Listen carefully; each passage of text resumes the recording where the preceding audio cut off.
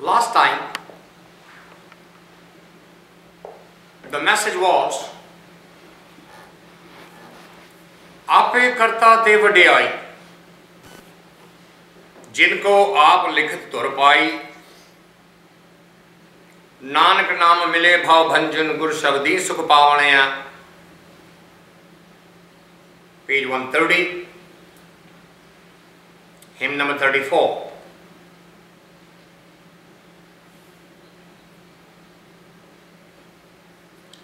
This was a reminder to us so that we do not end up feeding our ego while we are practicing the meditation.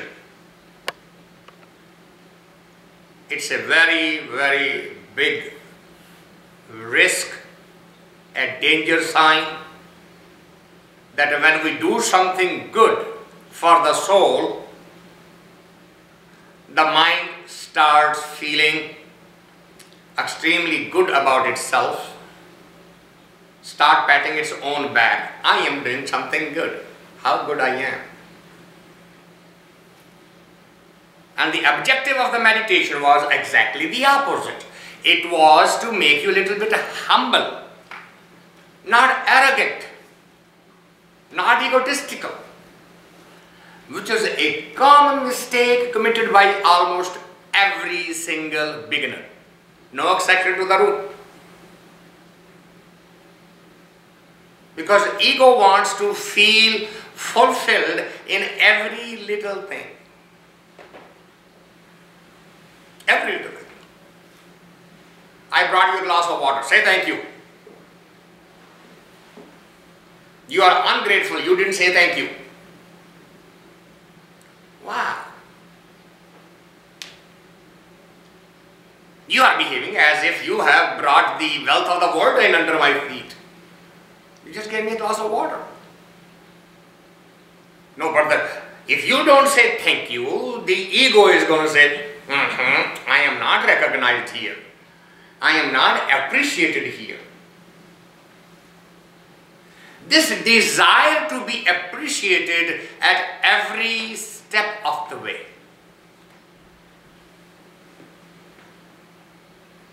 We don't need to ask anybody else. We can see within ourselves how much of that need we have. See, I am being so good. I could have gone and danced all night.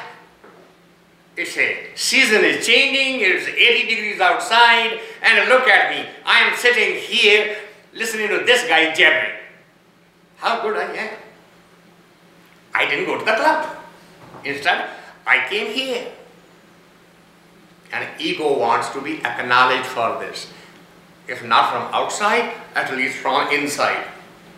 Say I am good. And whether somebody hears her or not. Ego will be happy if you stand in front of the mirror and say, damn, I am good.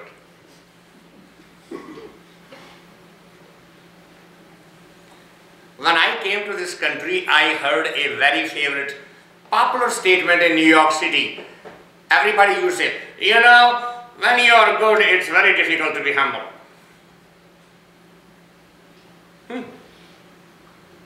As if the humility and being good are enemies of each other.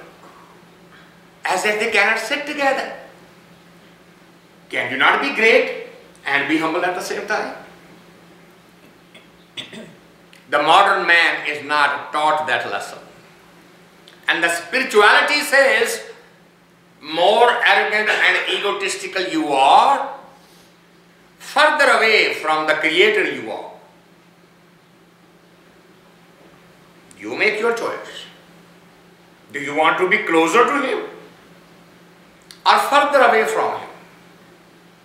Because the ego would want to be acknowledged, whether you are doing something good or not so good.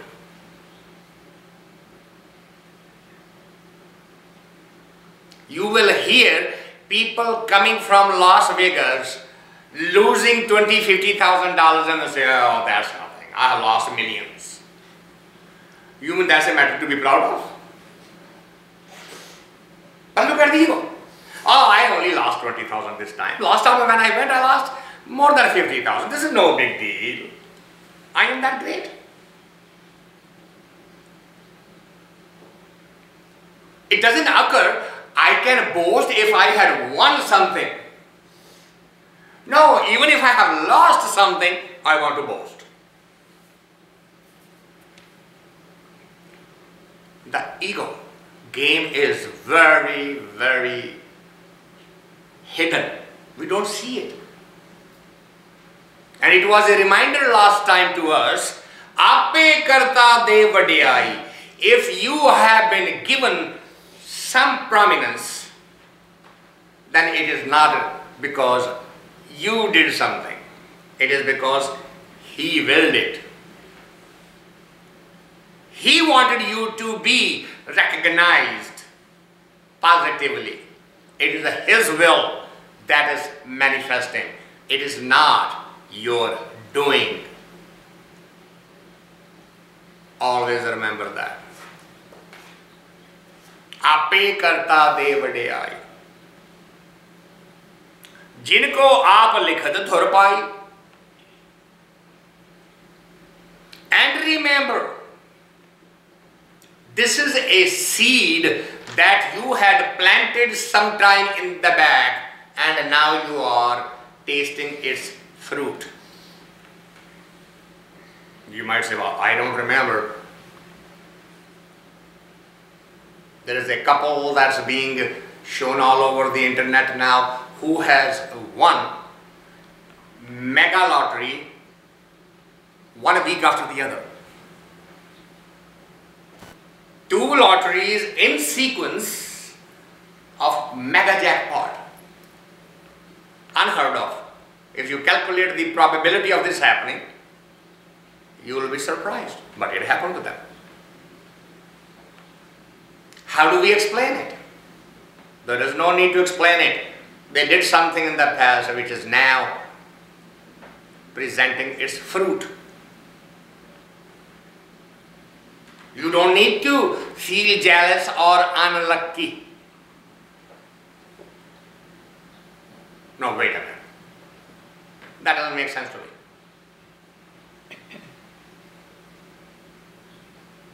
I don't believe in any other birth. I only believe in one birth. Okay. You have it your way. Then try to explain it. Why isn't that lottery jackpot in your bank account? Why it isn't there? Who chose it?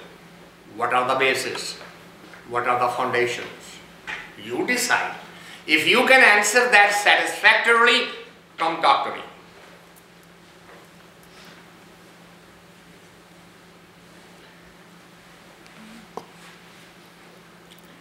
It is his doing. And his doing is not being partial to somebody. It is the result of the seed that we sow all along the line.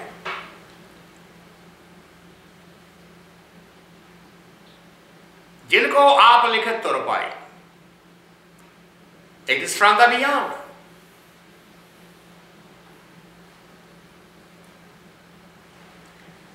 Based on the same logic, if you are ever going to be blessed to experience that enlightenment, then that would also be grace, not because you are a great meditator, or you are living an austere life, or you are a sannyasi, or you have blocked your physical energies all your life.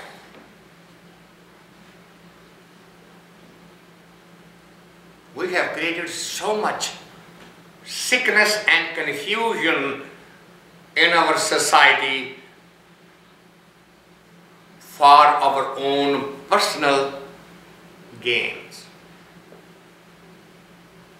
You go to India, somebody will tell you, stay bachelor all your life and you will achieve enlightenment. And you are not going to think of the question at that time. You should immediately ask. You know that third type of people, some are men and some are women and some are neither one, you call eunuchs. Their energy is blocked from the birth. They should all be an enlightened saint. And you are telling me, block your energy for the rest of your life and you will be enlightened? But we don't question these things. We just accept. Saint said it. That must be true. Buddha fell into the same trap. Live on a single grain of rice for 24 hours for 1 year. That was his last penance. In the morning, he'll take 1 grain of rice, eat it, drink water, and nothing for the rest of the 24 hours. And slowly, slowly, every muscle on his body disappeared, and only you could see the bones, count the bones. He was so weak, became a skeleton. Which is when he said, no more, this is all nonsense. I am not listening to any one of these guys anymore. They don't know. They're just fooling me and fooling themselves. I'm going home. There is no enlightenment and nothing to be found. All there is here. End of discussion. And all tension, desires, everything disappeared. For 12 years, the things that were bothering him, every single dropped. Very next morning, whole of the world changed for him. The day he decided, I am not listening to any so-called organized religious master and a teacher and a guru and a swami and a sant and a sadhu, you name it. I'm not listening to anybody. I am my own truth. Why? Because I am him. He is me. Nanak naam mile vadbhaagee, bhav-bhanjan gur shabdi sukh paavni-aa. It is His grace that blesses us with all these goodies. Not because we did something, not because we deserve it, because He wills it. Who is that? And where is He? The next hymn answers that question. Antar, alakh, jaa-ee, lakhiaa. Get this thing forever and ever imprinted on your consciousness. He is all pervading and hiding inside you. Antar, inside you. The journey must turn inside, inward. And stop trying to figure it out. Stop trying to answer the questions. Antar, alakh. Alakh means something that cannot be figured out. It is not a subject for the intellect. Anybody who comes to you and say, you believe in God? And you say, yes, okay, prove it. Just say, it is not a subject of the brain. A science can prove because it's all subject of the brain. It's all mathematics. He is not slave of mathematics.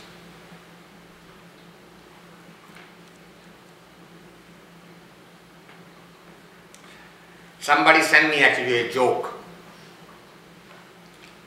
First I thought I'll only forward to Oochaa. Now I thought, well, I'll tell everybody. That the woman complained to God and said, God, I have a problem. your problem? I'm very lonely. I can't play with this damn snake you gave me. And he said, okay, I'll make a man for you. Because snake is not giving you hard enough time. I'll make someone who will give you hard enough time. And he'll entertain you. And he says, God, but what is the catch? He said, no catch. You just have to give me one promise. And what is that? You have to tell him that he was made first, not you. That will satisfy his ego. And you stay under your control.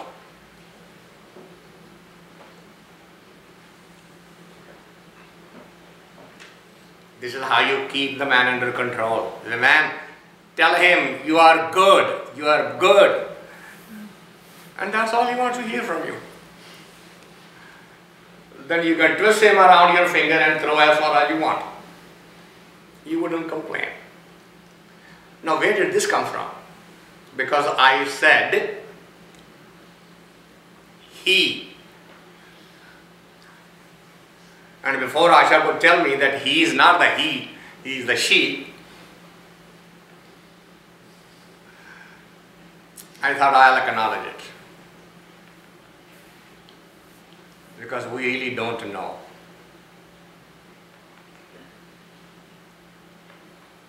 We are both wrong. Everybody is wrong. Creative energy is neither he nor she nor it nor neutral nor this nor that. Any word from your language would be wrong. So I promise you, the day Asha sits in chair, she will use she. As long as I sit in chair, I'll use he. It's very true. Antar alakh jaa-ee lakhi-aa. He is unfathomable and is hiding inside you and playing a game of hide and seek.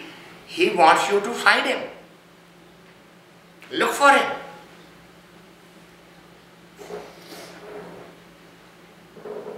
Naam, ratan, gujhaa, rakhi-aa. Gujhaa means a secret. He has this word that can get back to him, and he has kept it a secret from the general public. Now you may say, no, that doesn't make sense. Why would he keep anything as a secret? And the answer is very obvious.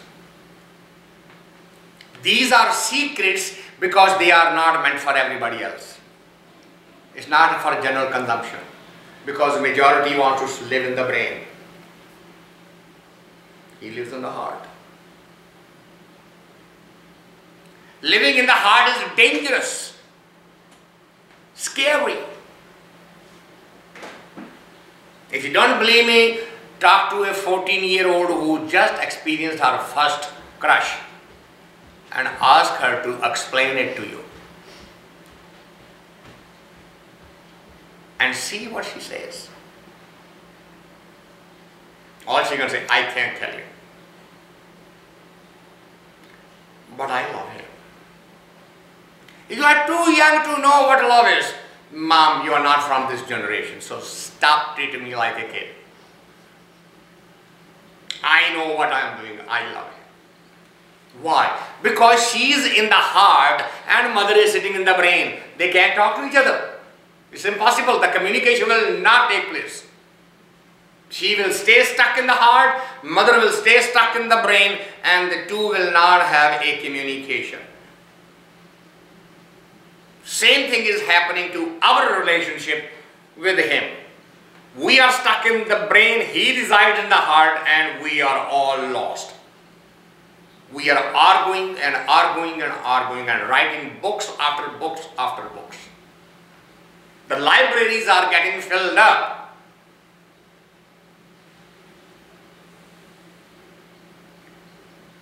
Prior to this century, the past century, the 20th century, the books who are being written, he is there.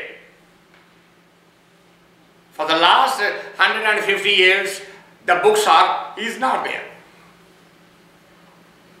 And almost on the average, one book per day on this single topic.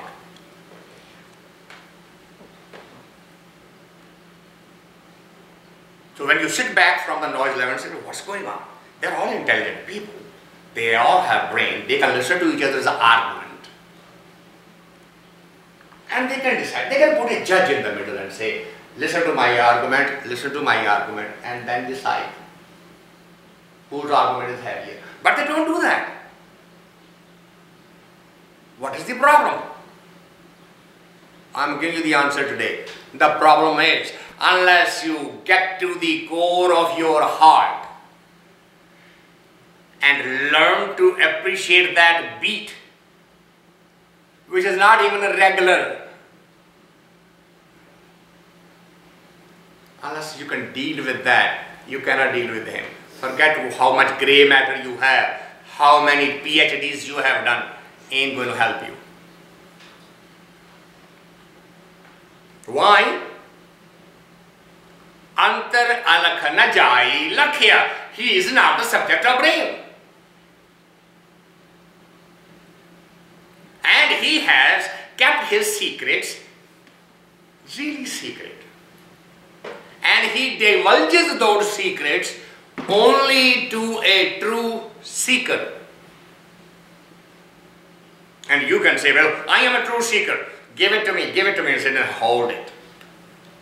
Just because you say you are a true seeker isn't going to cut the mustard here. I have to be convinced. I have to know that. And I can see through your skin and through all those muscles and through all those bones and all through the grey matter, I can see that heartbeat is not the natural one. And the thought is not the natural one. The words that are coming, they are coming from your brain and they are saying, just tell him what the hell he knows. And I'm telling you, I know everything. You cannot just fool him. Between you and your creator, there is no judge, jury, witness, execution, nothing. It's between you and him directly. You cannot put a witness and say, ask him. Doesn't work. That secret will remain. Naam, ratan, gujhaa, rakhi-aa.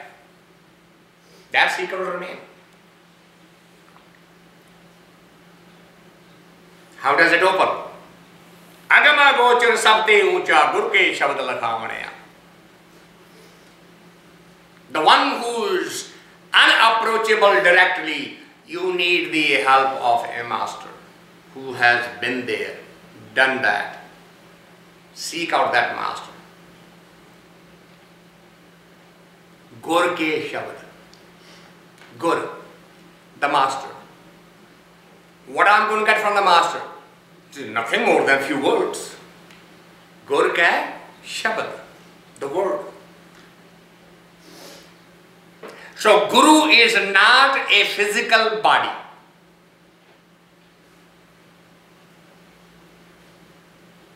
Understand this. Today's shops are collecting disciples. They come from the Far East and they come from the Midwest and they come from this place and that place and they're all looking for disciples. Why? Because I am the master. I am the Guru. A real seeker will immediately stop in the tracks and say,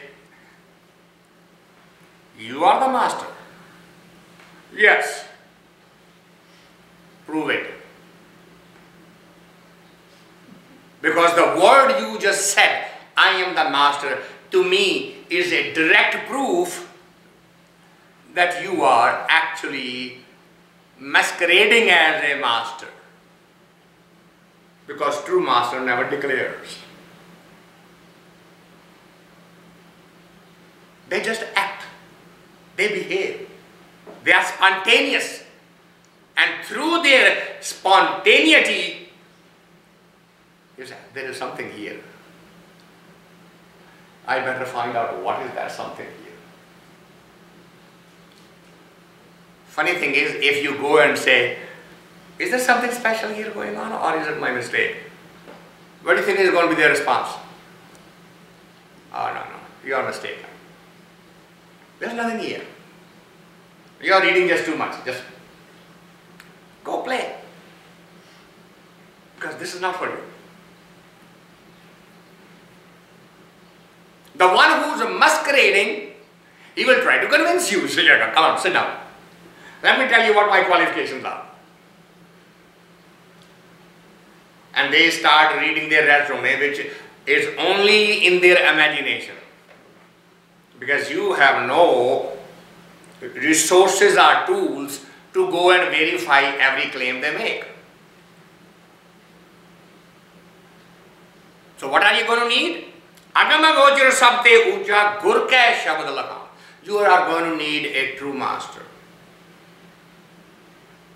And the only indication that can be given to you about a true master is heart will feel something.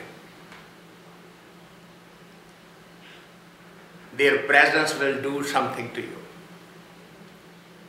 Just wait.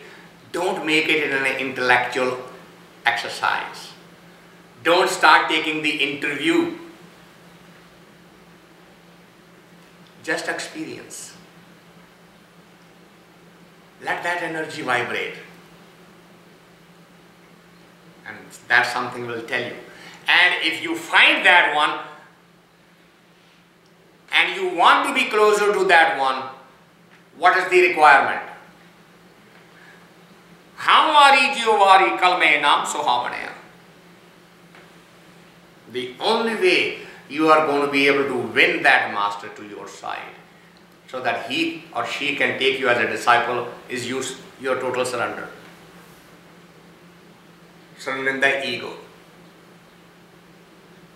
Because surrendering the ego to an unknown entity that you have never seen is quite a challenge.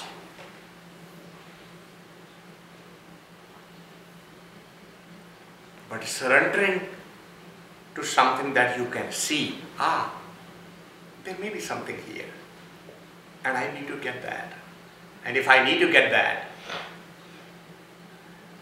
am I going to ask you, name your price? Would I say that? I need what you got, and I'll pay anything you want. There's a beautiful story about a king. His name was Janak.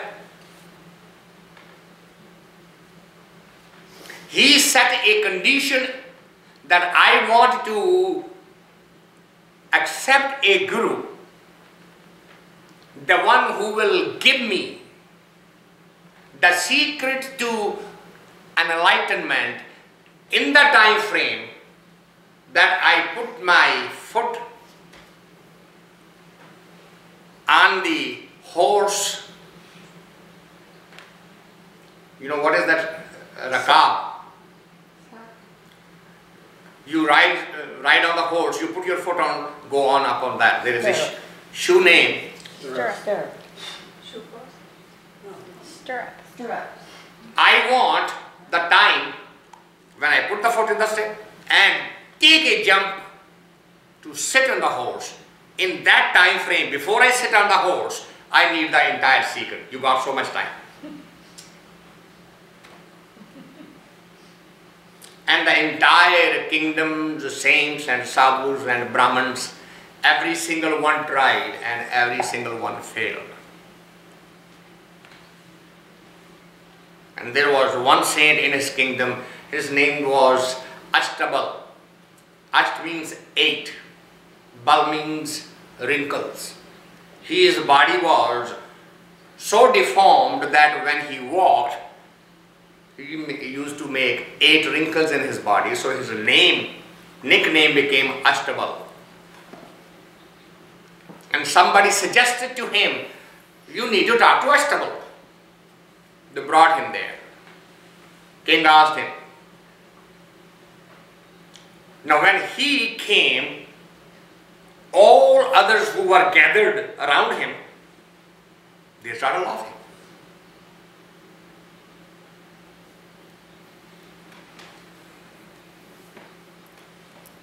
Well, king wasn't laughing. He said, this is my condition, can you fulfill it? And he said, yes. Now, king is laughing. You see, all these renowned pundits and all these saints cannot do it, and you can do it. And he looked at all of them and said, O king, your kingdom is not full of saints and Brahmins. They are all shoe cobblers, shoemakers. Now the entire court feels insulted. And he said, be quiet, sit down. When I walked in, all you looked at was my skin. A shoemaker is expert of recognizing a skin. You haven't seen anything inside. If you are those, you would not have laughed at just by looking at the skin. But a shoemaker always feels the skin whether the shoe will be proper or not. So I do not consider you any more than a shoe cobbler. Now everybody shut up. They can't answer the question. Anyway, the horse is brought. The king puts his foot on the strip and he stops him and says, where are you going? He says, I'm going to ride the horses. You want the knowledge of the ultimate, and you're not willing to give anything for it. You just want to go on the horse? Because I'm supposed to give that knowledge by the time you get on the horse. And you expect me to give it free to you? I said, I'm sorry. My mistake. Send the servants, bring all the valuables, and they bring all of that. So he says, put it in my bag. They pour it in the bag, and they find the bag is still empty. They keep on bringing and throwing everything in the bag, and the bag is still empty. Eventually the servants come and give him the bad news. There is nothing left in your reservoirs. What do you want us to do? And the king looks at him and says, I have nothing left. What can I give you? And he said that. And the king doesn't understand.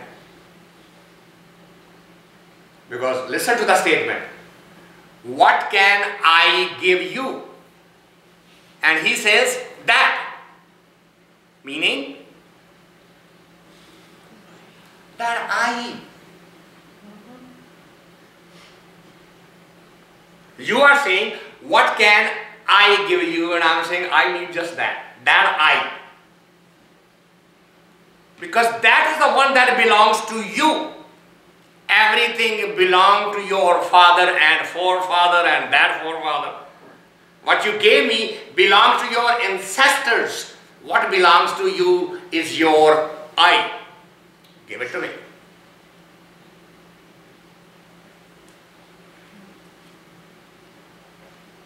And the story says, Raja Janak got enlightened at the moment of hearing. Surrender that I to your master.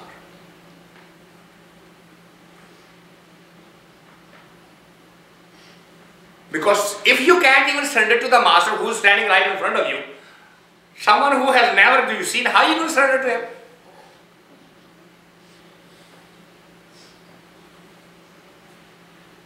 The purpose of making a statue of a god was that. Can you surrender your I to something that you are looking at. Instead of surrendering the eye, because you can surrender the eye to a god. Surrendering the eye to a human is not possible. You need something higher. So they created a device, make a statue, and I am the maker of the society, and I am the labeler of the society, is a god. Now, can you surrender your ego to this god? If you cannot surrender your ego to this god, forget about that god. You are not capable of becoming a meditator. See, we took the symbol and abused it, misused it, and cursed it. If you go to India's rivers, you can find those gods floating in the gutter, smelling water and swarms of flies and mosquitoes. That's how those gods are treated after the function is over. You can see those videos on the YouTube today. Why? Because they misunderstood the whole message. Statue is not there for to worship you. It's a device to help you to surrender to a physical God. Once you have learned that technique, this job is done. Now start surrendering to the non-physical God. Didn't work. We are reminded here, if you find such a master, then what you require? Hamari jee-o naam sunaavni-aa. The person who is actually using the language, sunaavna means to hear, to listen. If he is making you listen to the word coming from the beyond, then he is your master. Don't take it as if he is all in all.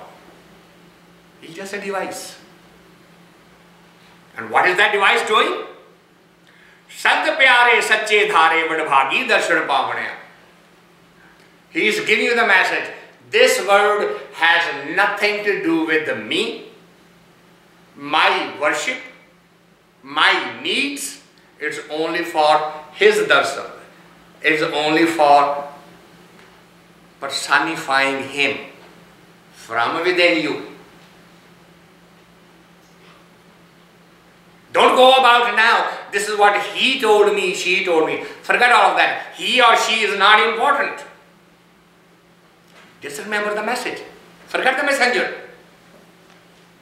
Just remember the message. The question that we were talking prior to you just walked in and Quraysh was asking me, this is the basic spirituality. Sufis are saying, we got the message. And we remember the message. And we are implementing the message. And messenger is not that important. And the rest of the Islam says, you are a kafir. Messenger is the important thing. Allah is not. La ilaha illallah. Right after that, Muhammad Rasulullah. Unless you accept that portion of Muhammad Rasulullah, you are a kafir. And Sufi are saying, La ilaha illallah, that is okay for me.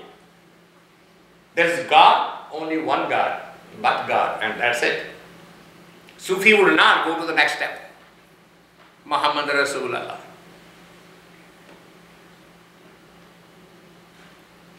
And he should have stayed there. He would be worshipped by the entire humanity. Because that message was the pure message. There's only one God. And he deserves all the glory, all the credit. The message should have stayed right there, which is what we are told here. Any teacher, master, guru who does not put you in direct contact with the source of it all is not the true master. Doesn't matter what part of the world, what religion, what belief system, where they come from, what they promise to you. If they are saying get attached to me, the game is already lost. And if the message is remember the message and forget me, and the message is what? Remember him. See? What a beauty. I'm going to give you the message, which is remember him. Now, forget me. Remember the master. That's a true master. You need that master. How? And as you go practice, more questions, more difficulties, more stumbling blocks, you go back to the same master. You told me remember him. I am remembering him, but here is the stumbling block. What do I do about it? And he will guide you.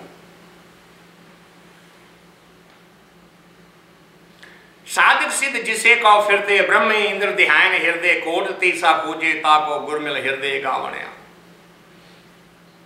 This is, we are talking about the one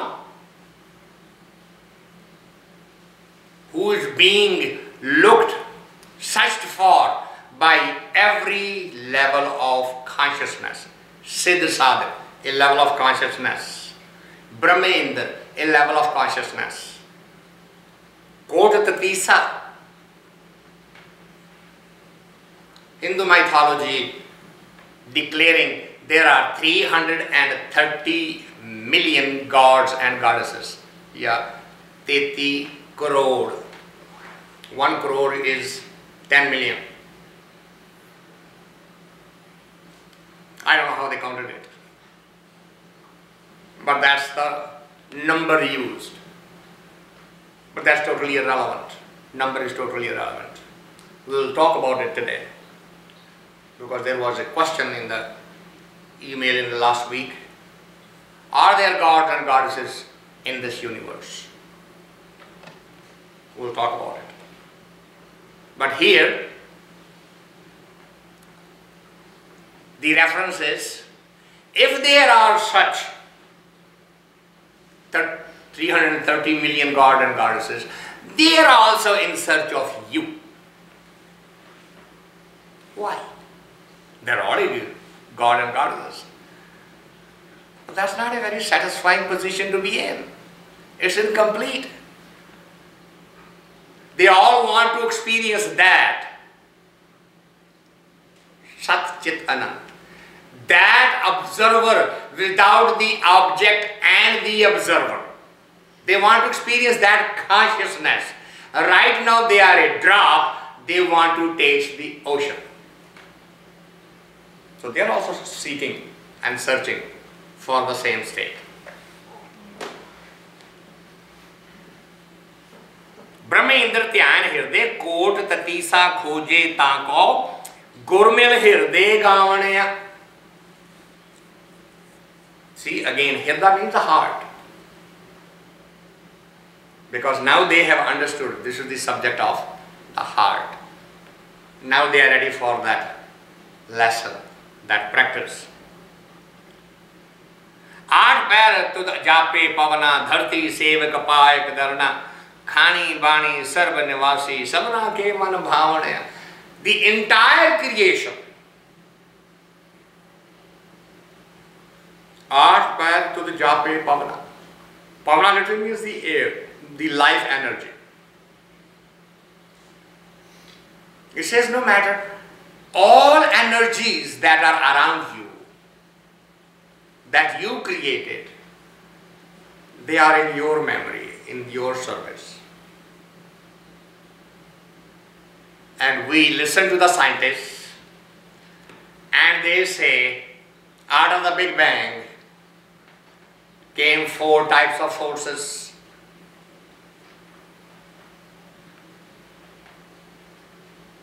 Weak force and a strong force and electromagnetism and heat and or gravitation, and they are the reason for all of this universe. And we are being told today all those forces are also his creation. Science is discovering it today.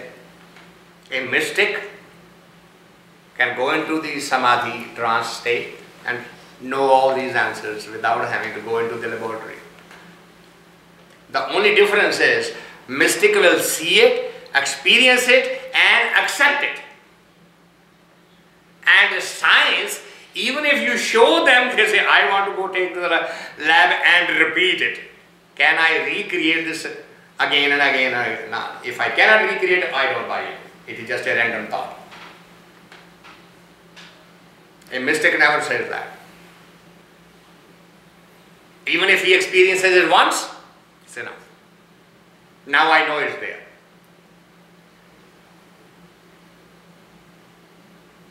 आठ पैर तुझ जापे पवना, धरती सेवक पायक रचना. Dharti means the earth. Rachana means the entire creation. So they all came out of you. And they all want to back merge in you. That's the attraction. Just as a child has the attraction to come and sit in the lap of the mother, the soul has the same attraction to go back to the source. Dharti sevak paayak charana khani, bani, sarva-nivasi. Sarva-nivasi. Everything that lives around. Sabna ke man bhaavni-aa. Everybody is in the same search. Sacha sahib gurmukh jape, pure gur ke shabd sanjape, jad piya soi tripta se, sachai sach aghaavani-aa. And it says, as I said earlier, it's not a matter of the intellect. It's a matter of the heart. And you only know when you experience it.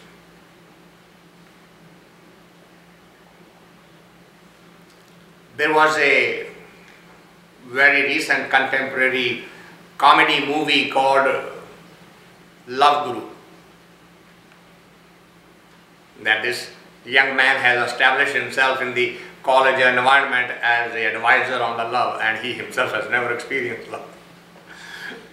So he is captured by a girl, now he is totally upside down, and it's a beautiful parody. Because it's the fact of life. You can pull out all of the books from the library written on the subject of love, and you can do a PhD.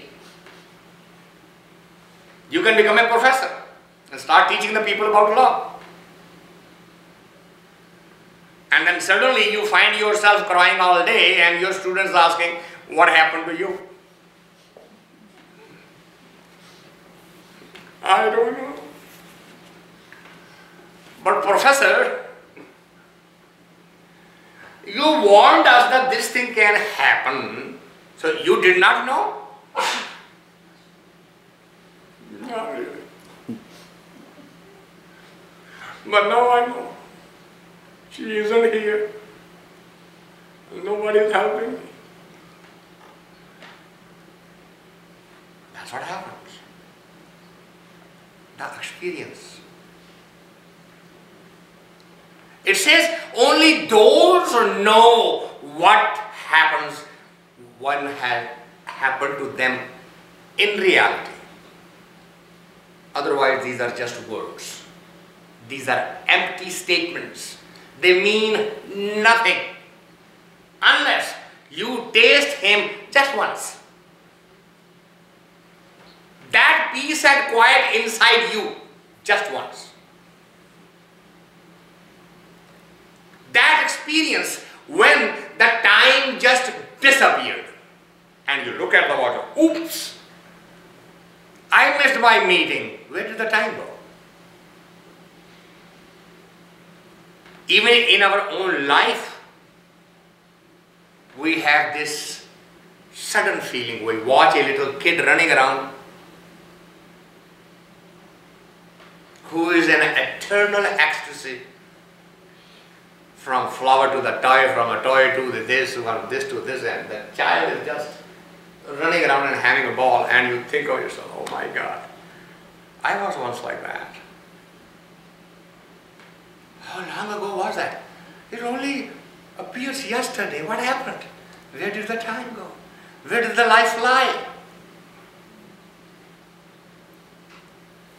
That moment is the experience of him. Everything has come to a stop, a standstill, other than a wonderment. Wow, what a life, what a design, what a drama, what a play. Could a human in all the intellect and computer power write a drama like this? And we start reliving our, this happened, then that happened, then that happened, and that happened. You mean to tell me I lived 50 years just to look at this crazy looking bum who's yelling at me?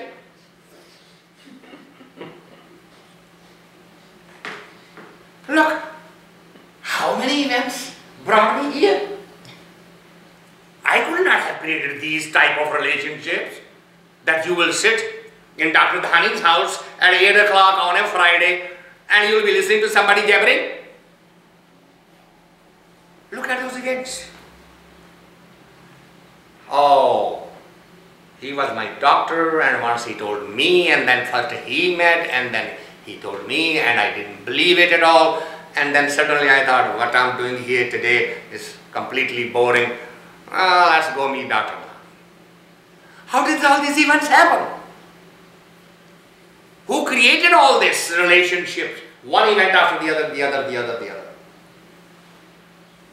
Can the human write such a story?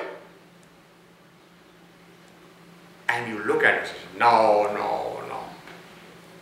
There are forces bigger than me here at work. There is something unfathomable, something that cannot be analyzed and put it in a brain.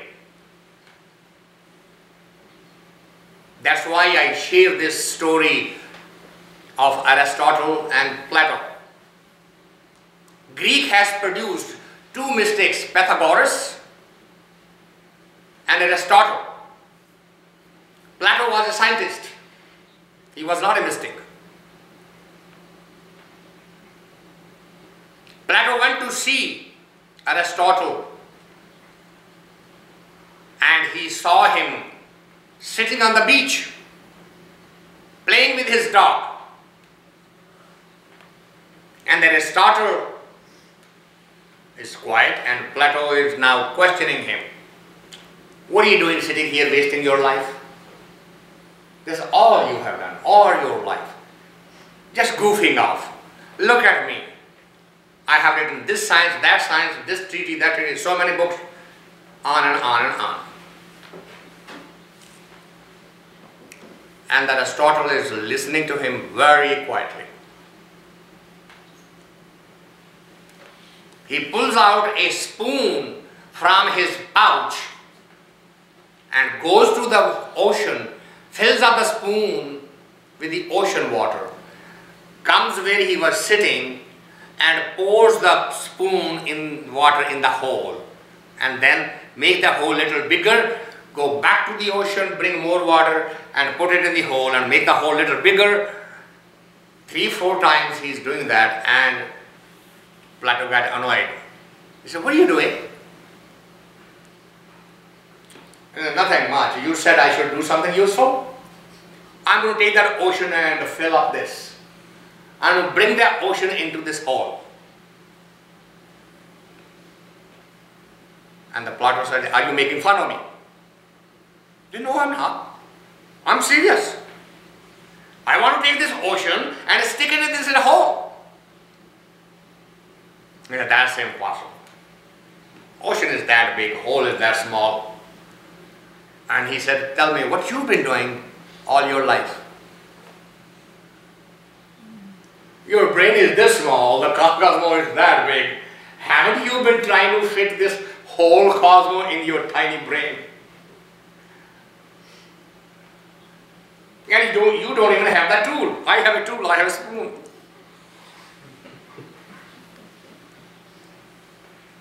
This is what we try to do. Take the infinite and fitted it into our microscopes or telescopes. This is what the science is doing.